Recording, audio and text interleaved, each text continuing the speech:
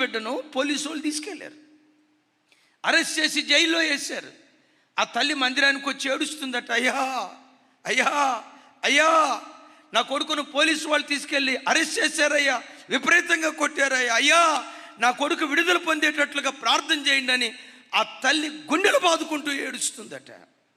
దైవజనుడు వెళ్ళి అన్నాడట, అమ్మా ఇప్పుడు ఏడవటం మంచిదే, కానీ ఇప్పుడు ఏడ్చిన దానికంటే వాడు గంజాయికి అలవాటు పడాడన్న వార్తను విన్నావుగా, మద్యపానానికి బానిస అయ్యాడన్న వార్త విన్నావుగా.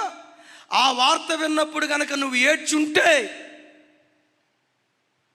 వాడు దారి తప్పినప్పుడు నువ్వు ఇలా ఏడ్చుంటే, వాడు తప్పు చేశాడన్న సంగతిని వెరిగినప్పుడు, వాడు దేవుని వాక్యానికి భిన్నంగా ప్రవర్తిస్తున్నాడన్న వార్త నీ చెవులకు పడ్డప్పుడు, అప్పుడు కనుక నువ్వు ఏడ్చుంటే ఈరోజు ఏడవలసిన పరిస్థితి వచ్చేది కాదు.